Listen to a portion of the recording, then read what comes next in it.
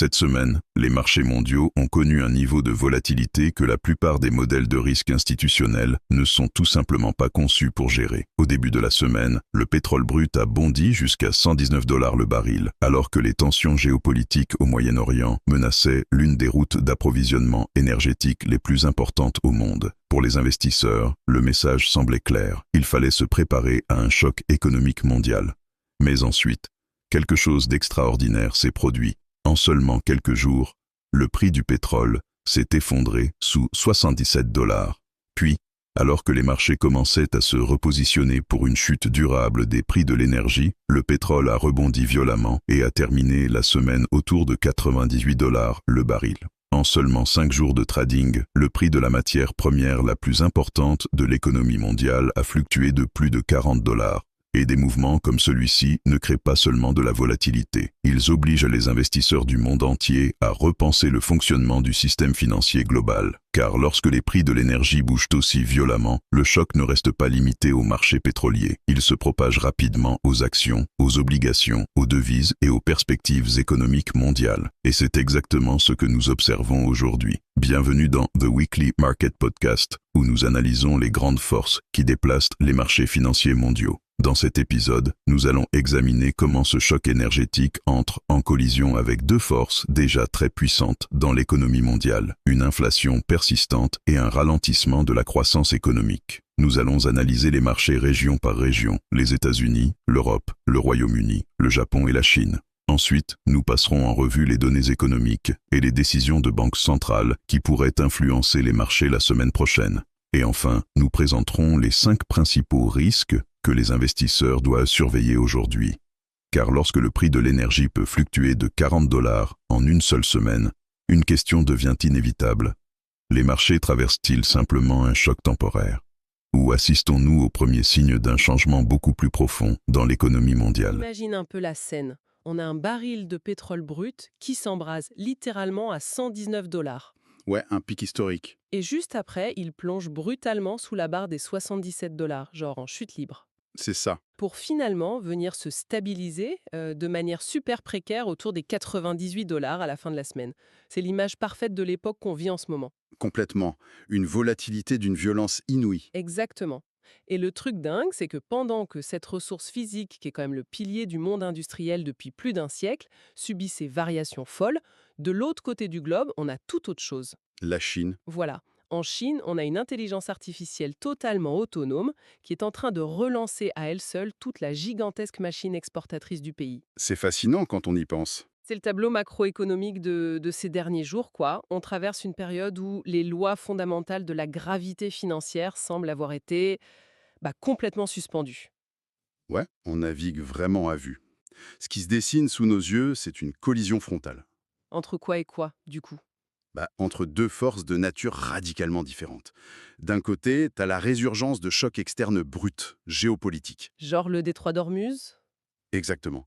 Ces routes maritimes qui dictent instantanément le prix de l'énergie. Et de l'autre côté, on observe l'architecture même des économies développées qui se fracture. Sous le poids des taux d'intérêt, j'imagine? Tout à fait. Une politique monétaire ultra restrictive qui craque. Les marchés mondiaux sont pris dans un étau de liquidité. On est coincé entre l'inflation structurelle et le ralentissement industriel. C'est vraiment d'extraire le signal fondamental de tout ce bruit ambiant. C'est crucial pour ceux qui investissent en ce moment. Grave. Il faut qu'on comprenne la mécanique de ces plaques tectoniques qui secouent l'économie globale. Ce risque géopolitique permanent, cette inflation qui refuse obstinément de mourir et cette décélération de la croissance. Qui devient hyper tangible dans les bilans des entreprises, ouais. Et pour saisir ce chaos, le point de départ obligatoire, c'est l'épicentre financier mondial. Les États-Unis. Exactement. L'endroit où les taux sans risque sont définis et où la croissance commence à montrer de très sérieuses failles. On va commencer par là. Alors, les données américaines publiées cette semaine, c'est un véritable cas d'école de complexité. C'est clair. Les marchés actions ont clôturé dans le rouge pour la 3e semaine consécutive. Ouais, mais le vrai sujet d'inquiétude, c'est pas juste la baisse du S&P 500 ou du Nasdaq. Non, c'est l'inflation. Voilà, la dynamique sous-jacente des prix. L'indice PCE, qui est, je le rappelle, la mesure d'inflation préférée de la Réserve fédérale. Il est reparti à la hausse. Et pas qu'un peu. Il a dépassé le seuil psychologique des 3% en rythme annuel. Ah ouais, 3,1% exactement. C'est un éloignement hyper dangereux de leur cible théorique des 2%. Ça détruit totalement cette belle narration d'un atterrissage en douceur qu'on nous vend depuis des mois. Du coup, si on regroupe tous ces signaux, le tableau de bord de l'économie américaine s'éclaire d'une lumière assez crue. On a l'inflation PCE qui remonte, le VIX qui clôture au-dessus de 27, Ce qui indique pas mal de panique. grave, et le rendement à 10 ans qui grimpe à 4,28%. Mais au milieu de tout ça, il y a un truc que je trouve fascinant. L'immobilier. Ouais, l'immobilier se stabilise, les ventes de logements existants ont fait un petit rebond de 1,7%. C'est le grand paradoxe de la semaine. Mais attends, la métrique la plus révélatrice, c'est la croissance du quatrième trimestre, Ah bah là, c'est la douche froide. révisée de 1,4% à seulement 0,7%. On est super loin des 4,4% du trimestre d'avant.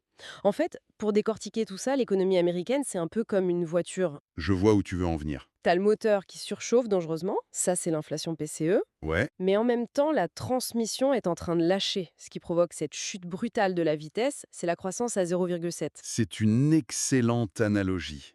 Et cette mécanique porte un nom qui terrifie les banquiers centraux. La stagflation. Exactement. Une stagflation naissante. T'as la combinaison d'un choc pétrolier persistant et d'une inflation des services super collante. Ce qui maintient un plancher hyper élevé sur les prix. C'est ça. Et simultanément, ce coût du capital, avec le 10 ans à 80-28, il étouffe l'investissement des entreprises. Et la consommation des ménages aussi, non? Évidemment, d'où cette décélération brutale de la croissance. Et ça place la Fed dans une position de paralysie totale. Bah oui, parce que s'ils baissent les taux pour relancer la croissance, Il jette de l'essence sur le feu de l'inflation. et s'ils montent les taux pour tuer l'inflation, Il déclenche une récession sévère et des défauts de paiement en chaîne.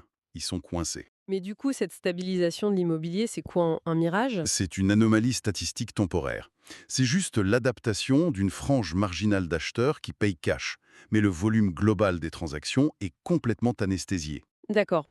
Et pourquoi cette paralysie américaine est si cruciale pour la macro mondiale? Parce que les taux longs américains, c'est la gravité de la finance mondiale. C'est le coût de l'argent pour tout le monde, en gros. Exactement. Si l'inflation reste collante là-bas, la Fed ne va pas pivoter.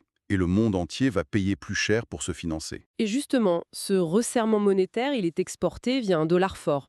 Mais de l'autre côté de l'Atlantique, la situation devient carrément existentielle. À l'Europe. Ouais, l'Europe.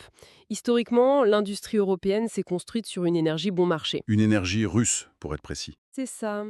Et aujourd'hui, cette fondation s'est effondrée. Les indices le montrent bien, le Stoxx, le CAC, le DAX, tout est dans le rouge.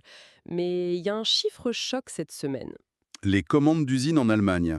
Mais c'est vertigineux, hein. Une contraction de 11,1% d'un mois sur l'autre. Et la production industrielle de la zone euro baisse de 1,5%. La pire chute depuis un bail, ouais. Du coup, je me pose la question, est-ce que l'Allemagne est passée du statut de locomotive de l'Europe à celui de boulet industriel? Le mot est fort, mais c'est exactement la dynamique actuelle. L'Allemagne a une vulnérabilité structurelle énorme. Face au choc énergétique? Tout à fait. L'industrie chimique, la métallurgie, l'automobile, ils prennent l'inflation importée de plein fouet. Et c'est ce qui met Christine Lagarde à la BCE en état d'alerte maximale. Parce que cette inflation importée détruit la demande domestique. Ouais. Et elle détruit les exportations allemandes. Produire en Europe coûte désormais beaucoup trop cher, face à l'Asie ou aux États-Unis. Et le vrai danger, c'est que ça confirme un ralentissement global du commerce mondial. On s'approche d'une récession industrielle européenne, là. C'est indéniable. Et ce malaise ne s'arrête pas aux frontières de l'Union européenne. Non, il traverse la Manche. Le Royaume-Uni est dans une situation tout aussi fascinante. C'est clair, le FTS en recule, mais le truc le plus fou, c'est le PIB de janvier. Croissance zéro. Littéralement 0%, alors qu'on attendait quand même un petit plus 0,2. Ouais, l'économie a fait du surplace. Mais c'est quoi le mécanisme clé ici? Sachant que c'est une économie très orientée service, C'est ce qu'on appelle la vitesse de décrochage, le stall speed. comme pour un avion? Exactement. Si l'avion va trop lentement, il perd sa portance et il s'écrase au moindre petit choc. Au Royaume-Uni, le secteur des services, particulièrement l'administration et le soutien aux entreprises, sert de lest. Ça annule les quelques gains du commerce de détail, en fait. C'est ça. Les entreprises gèlent leurs dépenses non essentielles parce qu'elles anticipent une crise. C'est une économie totalement paralysée. Et c'est un avertissement sévère pour les autres nations occidentales.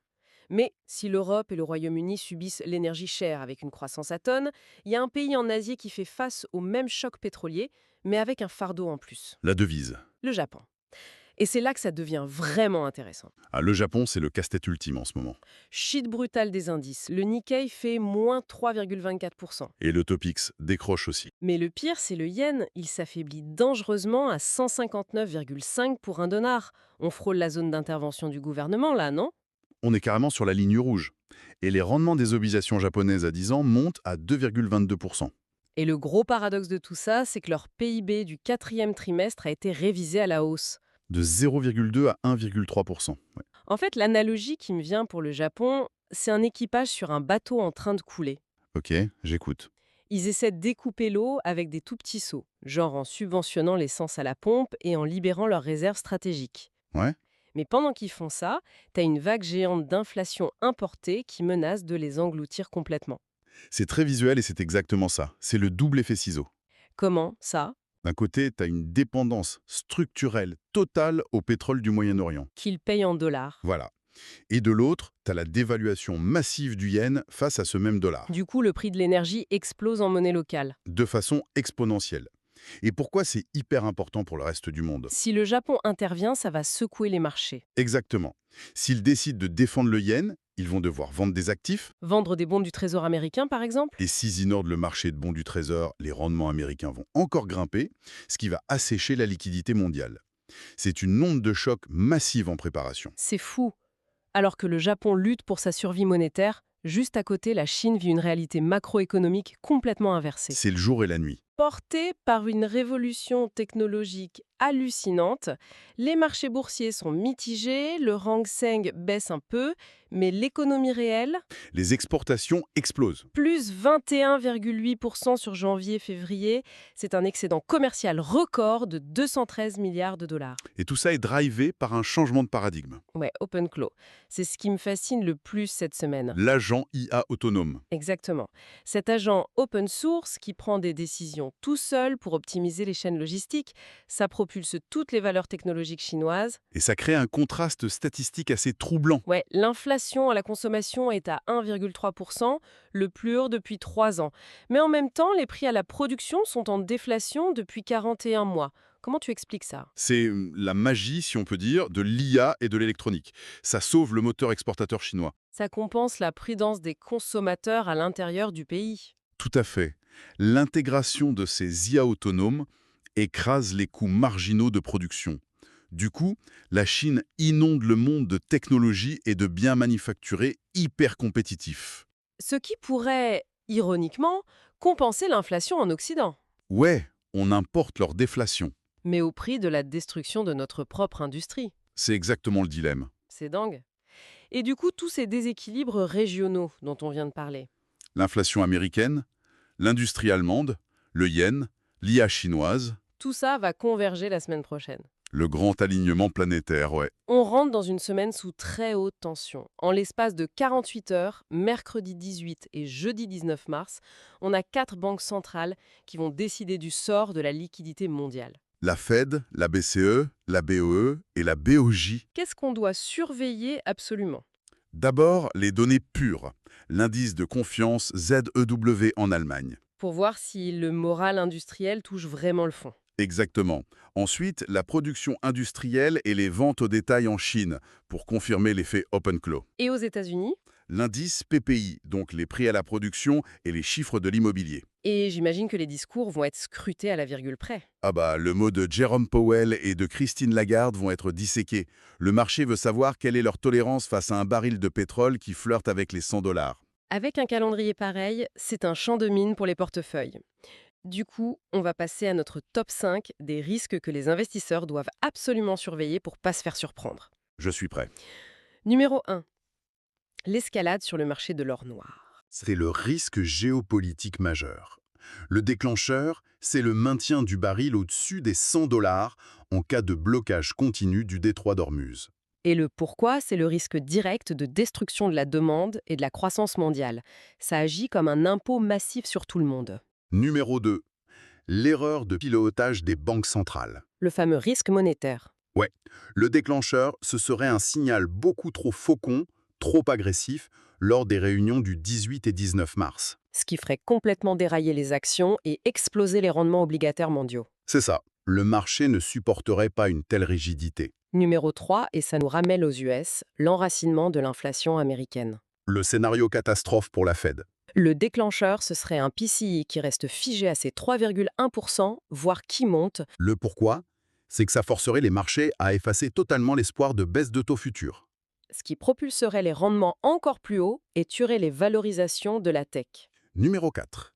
La paralysie industrielle de l'Europe. Là, on parle de l'Allemagne. Ouais, l'effet domino de cette chute de 11,1% des commandes allemandes, le déclencheur, c'est la confirmation de cette baisse dans les mois à venir. Et le pourquoi, c'est le risque d'une bascule définitive de toute la zone euro vers une stagnation structurelle. Et enfin, numéro 5, Le choc croisé au Japon. devises et énergie. Le déclencheur, c'est un yen, il s'effondre sous un seuil critique, forçant une intervention d'urgence ou un ajustement inattendu de la BOJ le 19 mars. Et ça, comme on l'a dit, ça créerait une onde de choc massive sur les liquidités mondiales et les marchés asiatiques. Voilà.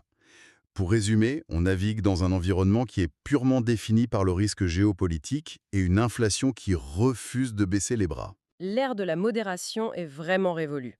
Et d'ailleurs, pour conclure, ça m'amène à une réflexion que je trouve assez vertigineuse. Vas-y. Quand on prend un peu de recul, on a les banques centrales occidentales qui s'épuisent littéralement à combattre l'inflation à coups de hausse de taux d'intérêt. Des outils du siècle dernier. Voilà, ils tapent sur la demande pour essayer de contrer des chocs pétroliers physiques. Et pendant ce temps, à l'Est, on voit l'émergence en Chine de ces agents IA autonomes comme OpenClaw. Qui optimise l'économie en temps réel. Exactement. Est-ce qu'on ne serait pas en train de créer une économie à deux vitesses ? C'est-à-dire, Une économie où la technologie résout les problèmes de productivité et de rareté à l'Est, pendant que nous, à l'Ouest, on reste englués dans les méthodes de l'économie du passé à détruire notre propre croissance. c'est une question fondamentale.